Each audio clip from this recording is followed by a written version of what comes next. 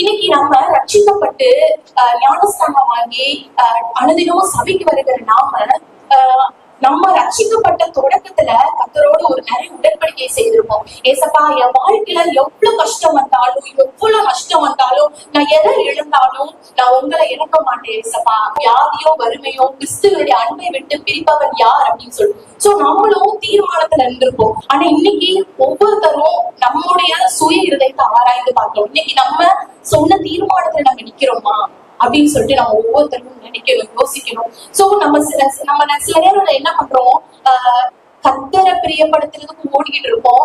ஆனா இவங்க நம்மள என்ன நினைப்பாங்களோ, ஐயோ அவங்க என்ன நினைப்பாங்களோ, நம்ம செய்யற இந்த காரியம் அவங்கள ஹர்ட் பண்ணிருவோம் அப்படின்னு நிறைய நேரம் நம்ம மனுஷன் முகத்தை பார்த்து பார்த்து கர்த்தரை விட்டுறோம்.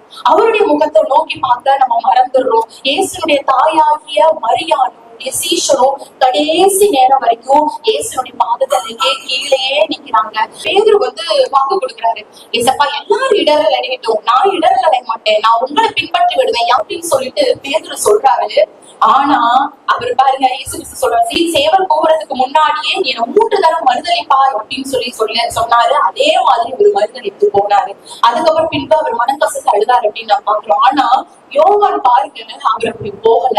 சிலுவையில அறையப்பட்ட அந்த நொடி வரைக்கும் இயேசுடைய தாயாகிய மரியாளோட கூட நின்று இயேசு பாதத்தடியே நிக்கிறாரு. சோ இன்னைக்கு நம்ம இருதயத்துல தீர்மானம் பண்ண போறோம், என்னுடைய வாழ்க்கையில எந்த ஒரு காரியமா இருந்தாலும் நான் பின்னிட்டு பார்க்க மாட்டேன், ஏசப்பா உங்களுடைய பாதத்துக்கு நான் பிடிச்சு நிற்பேன் அப்படின்னு சொல்லி நம்ம இன்னைக்கு நம்மளுடைய இருதயத்தை தீர்மானம் பண்ணிக்கலாம்.